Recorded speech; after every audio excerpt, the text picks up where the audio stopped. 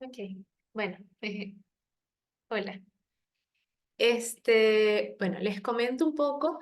Mi nombre es Fabiola Rojas. Me correspondió en esta ocasión sorry, detalles técnicos. Mi nombre es Fabiola Rojas. Me correspondió en esta ocasión, pues, conversarles un poco sobre el texto de La mística de la feminidad de Betty Friedan. Betty Friedan fue una psicóloga y activista feminista. Nació en 1921, muere en el 2006. Esto para que tengan un poco de idea del contexto histórico, que para ella es bastante valioso y lo vamos a ver soon. Y bueno, se dedicó al activismo entre las décadas de 1960 y 1970. Es bastante conocida y es un poco controversial su forma de feminismo porque, bueno, por muchas personas es considerado como un feminismo muy blanco. Sin embargo, si vemos el texto a los ojos de, pues, los conocimientos y los privilegios que tenemos hoy en día y con conciencia bueno, de las diferencias históricas, podemos obtener mucha información muy valiosa de sigue siendo una temática que está vigente hoy en día y que, bueno, voy a conversarles de eso un poquito más adelante y que espero que conversemos con muchísimo gusto el viernes en la clase. Entonces, el primer capítulo del libro se llama El problema que no tiene nombre. Les comento de esto un poco rapidito, cuatro puntos fundamentales de esta temática, de este capítulo en particular, llamaron muchísimo mi atención. Número uno, la gran pregunta. ¿Esto es todo en la vida? Betty se da cuenta que las mujeres de la época se estaban preguntando esto porque esos roles idealizados que se les planteaban para la época de ser madres y de ser esposas y de que eso iba a lograr satisfacer a plenitud sus necesidades, eh, no estaban resultando.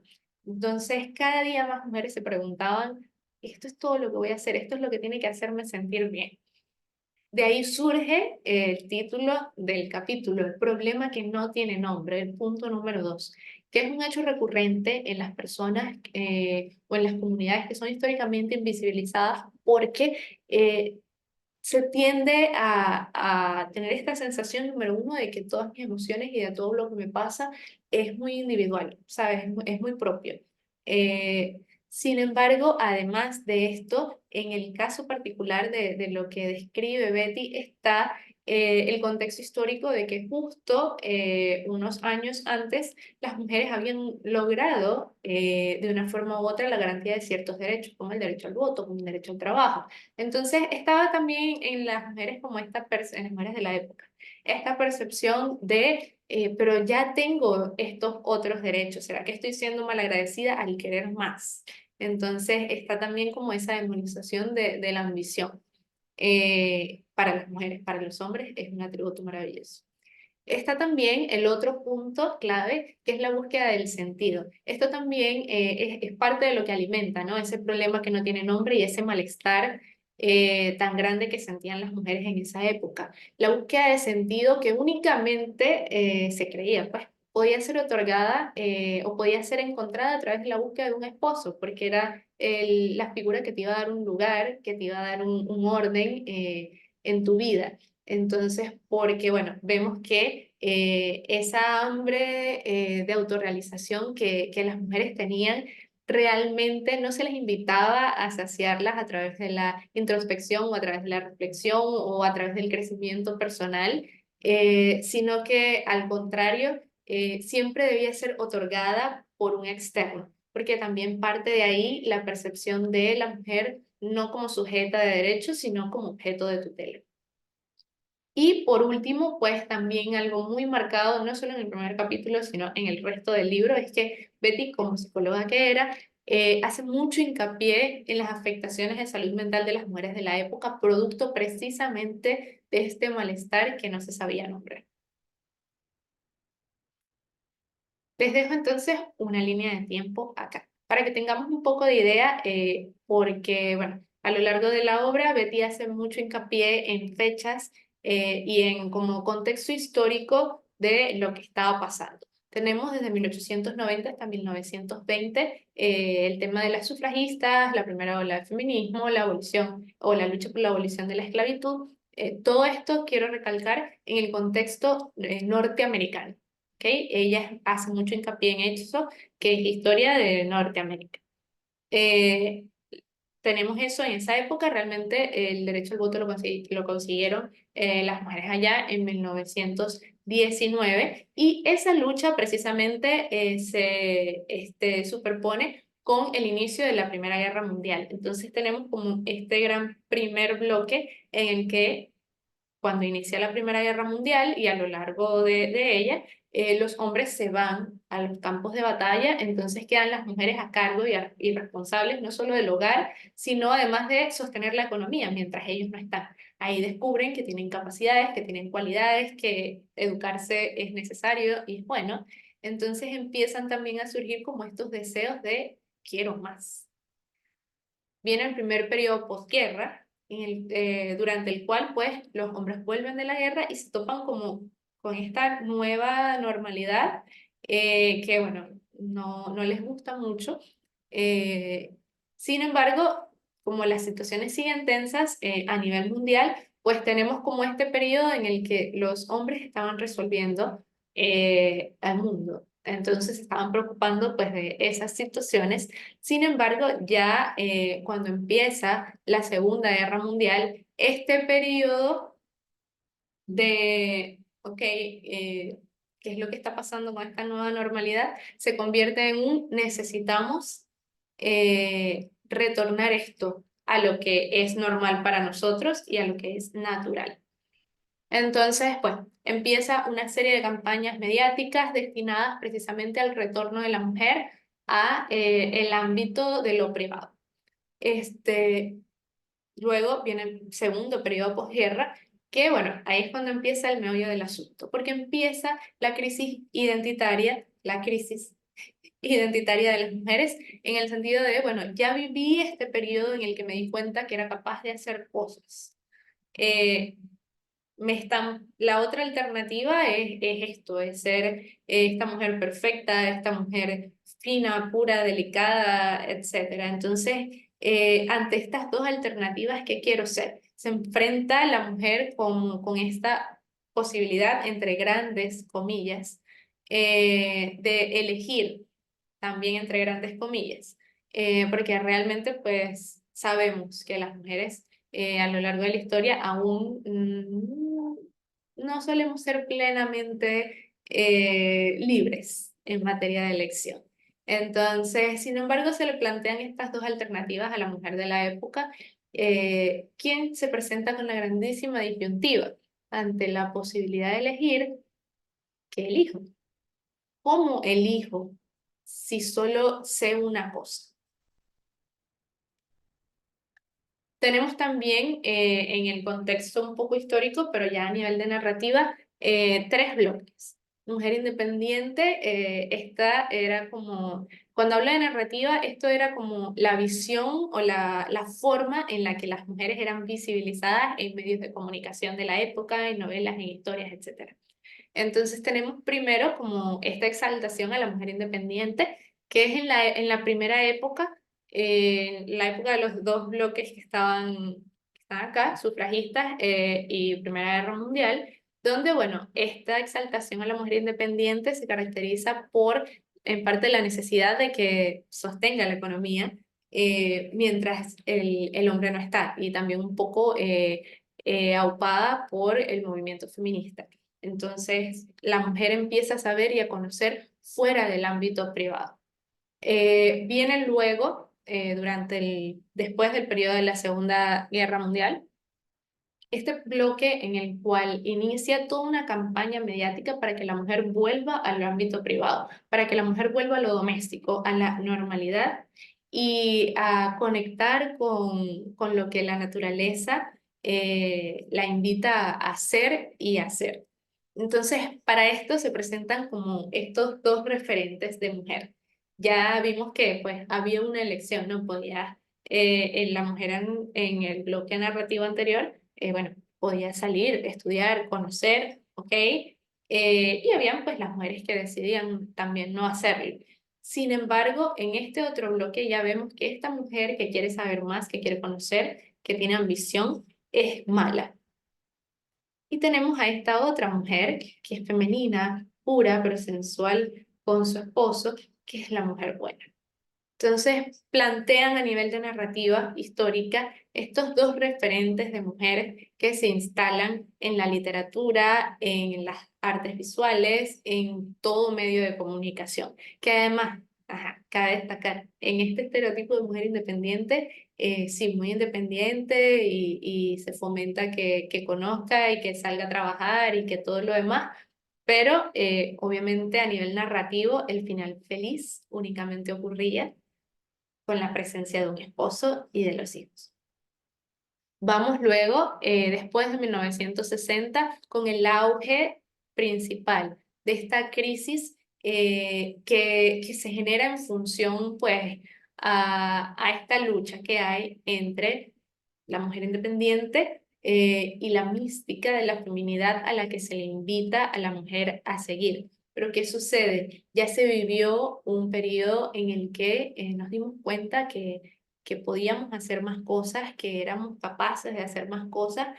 Entonces, esta noción de la fusión familiar de la que se hablaba en esta época, que era básicamente la familia como un uno, que no precisamente buscaba fomentar la solidaridad, sino la invisibilización de la mujer, porque se diluía en ese uno.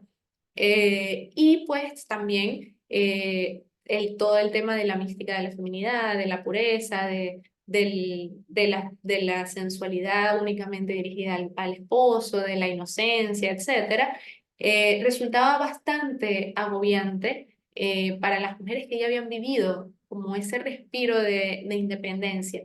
Y todas esas insatisfacciones se estaban viviendo justamente en ese momento, un poco basadas también en el hecho de que, bueno, no existían referentes alternos. ¿Cómo escojo si no sé qué es qué? Si estas son mis únicas dos opciones y solamente he experimentado una y me dicen que la otra es mala. Entonces, pero ¿cómo sé qué hay más allá? Entonces, esa angustia ante lo desconocido juega un papel fundamental en este proceso de crisis identitaria. Seguimos entonces un poco, voy comentándoles sobre las ideas principales que capturaron mi atención mientras iba leyendo la obra. Estos títulos que están acá no son títulos del libro, son más o menos las ideas principales que yo iba captando. En primer lugar, pues la importancia de no sentirse sola. A lo largo del libro, la autora habla de cómo esa vergüenza ante la posibilidad de ser anormal es lo que suele llevar a la invisibilización del malestar, a cómo las mujeres no hablaban, a cómo las mujeres no decían cómo se sentían, ni verbalizaban su inconformidad por miedo a hacerlas extrañas. ¿Por qué? Porque a nivel de narrativa mediática lo que se invitaba era a que todas las mujeres fuesen iguales. Y eso era lo que se exaltaba y lo que se consideraba virtuoso. Entonces, tenemos como toda esta omisión, negación y represión individual de estas problemáticas que estaban siendo invisibilizadas a nivel social, generaban consecuencias en las mujeres, tanto físicas como mentales. Y tenemos pues todas estas enfermedades psicosomáticas que se detonaron, que tuvieron un auge en esa época. Durante la primera mitad del siglo XX, el espacio de construcción identitaria, como lo conversaba antes, tenía dos aspectos, o matrimonio, para ser esposas, o maternidad. Y de hecho, no es o, es y. Matrimonio y maternidad. En eso consistía el hecho de ser mujer y de ahí debía surgir la autorrealización. Tenemos más adelante también algo que me pareció muy curioso. Se habla como de esta angustia que tenían las mujeres porque a nivel de narrativa se quería hacer ver que todas estas mujeres que lograron ser independientes, que siguieron una carrera, que lograron como tener estos objetivos o que decidieron no casarse o no tener hijos, estaban angustiadas y estaban insatisfechas con la vida. Esto formó parte de la narrativa de la mística de la feminidad y bueno, surge en mí como esta idea de angustia, pero ¿para quién? La fórmula clara, el saber genera poder y el poder genera cuestionamientos, pero también genera angustia para el que es cuestionado.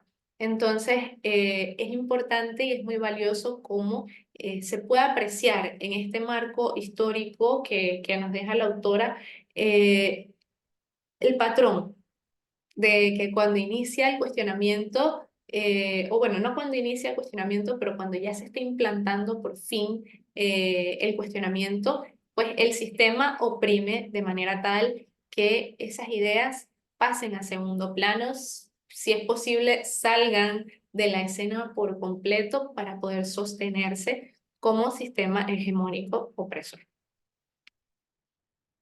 Entonces, ante esa fórmula anterior que las mujeres ya se habían percatado, ¿no? Debo saber, debo tener conocimientos para poder buscar poder y seguir haciéndome cuestionamientos y avanzar. Este sistema propone esta fórmula alternativa, que es ignorancia es igual a paz y tranquilidad. Ojos que no ven, corazón que no siente. Entonces, se le presenta a la mujer esta alternativa de, tú no te preocupes por nada, que yo voy a resolver todo. Se les invita entonces a volver al lugar natural que les correspondía, con narrativas que mostraban que, bueno, aquellas mujeres que entendían su lugar en el mundo o en la sociedad eran mujeres más felices, eran mujeres dichosas y eran mujeres autorrealizadas. Sin embargo, pues toda esta situación lo que hizo fue empeorar aún más los cuadros de salud mental, porque ahora no eran solo las mujeres las que estaban inconformes, sino que además los hombres y también los hijos se encontraban inconformes, porque las mujeres se empezó a percibir que entonces compensaban esa falta de una identidad propia, de una trayectoria propia o de un propósito como tal de vida en el hogar y viviendo a través de estos otros miembros del hogar.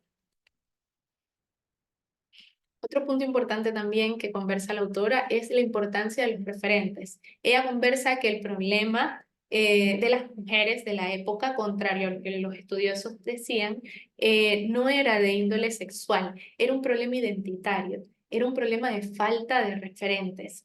¿Cómo sé qué quiero ser? Si ya me di cuenta que esto que soñé, que esto que me plantearon como lo máximo a lo que yo puedo aspirar y lo que me iba a generar gozo y satisfacción, no me está generando eso, entonces, ¿qué me lo va a generar?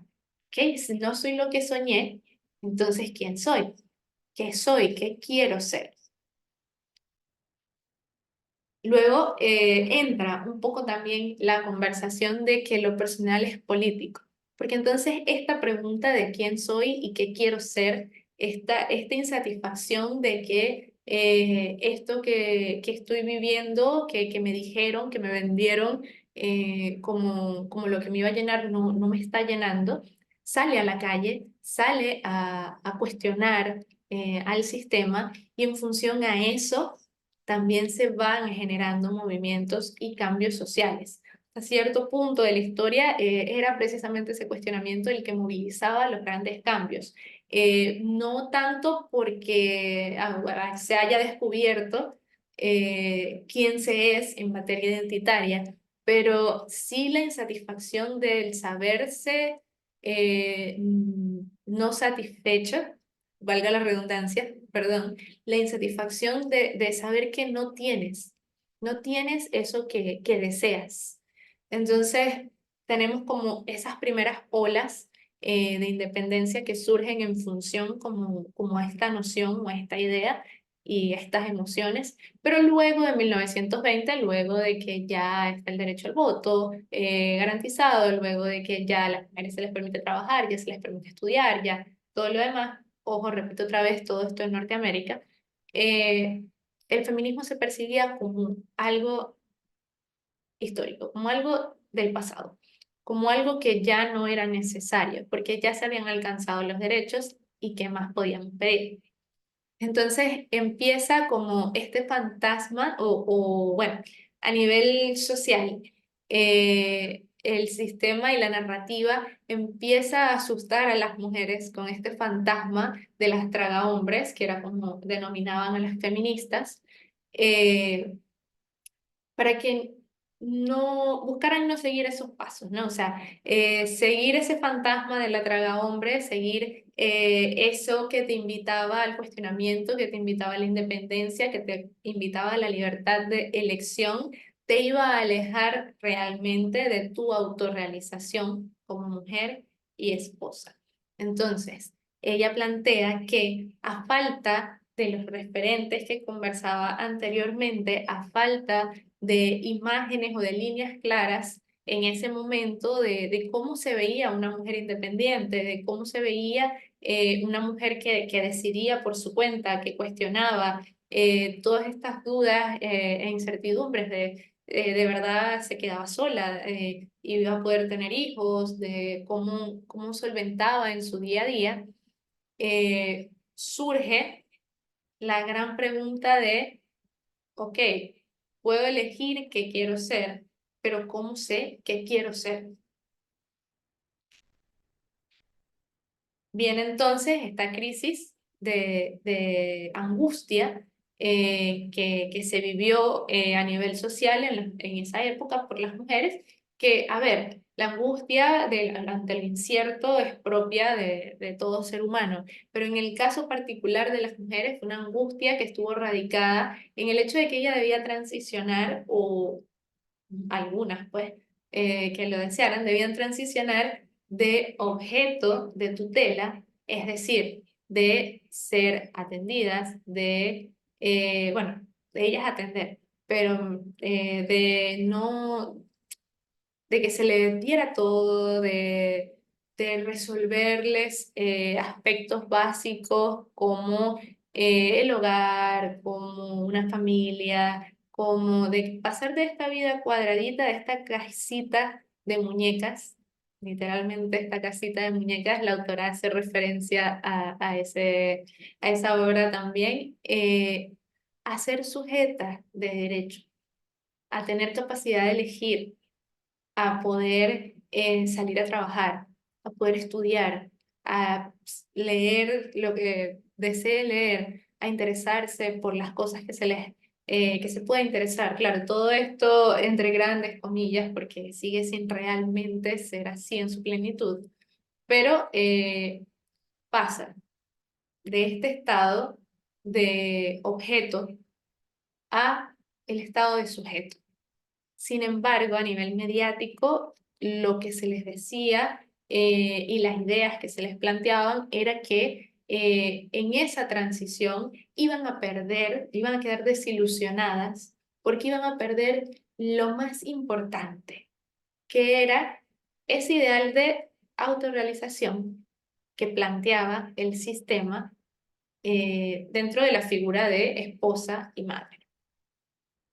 Era esperarse, obviamente, que ante la incertidumbre de no sé cómo es no ser esto, no sé cómo es no ser esposa y madre, no quiero esto otro porque me da miedo, ¿ok? Claramente, no todas las mujeres iban a abrazar esta nueva noción. De hecho, aún hoy en día podemos ver cómo esta percepción de la vida se sigue manteniendo.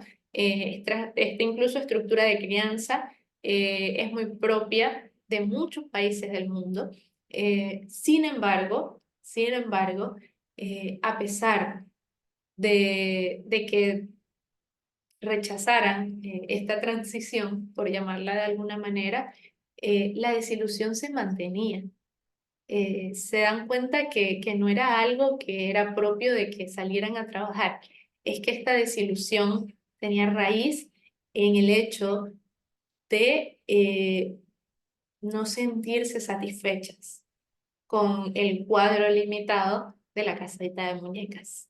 Entonces, en ese espacio de vacío, de esa desilusión, queda esa semilla que deja la primera ola del feminismo, que nombra al problema que no tiene nombre, que es la pregunta con la que iniciamos, que les conversaba al principio, cuando les hablaba del primer capítulo, que es, eso es todo. Esto es todo lo que yo voy a hacer con mi vida. Esta me pareció a mí particularmente que fue una pregunta generadora de muchos movimientos, por lo que, bueno, pude leer en la obra. Sin embargo, comparto también acá con ustedes otras preguntas que para mí fueron muy valiosas cuando las leí, porque además me pareció que siguen resonando hoy en día.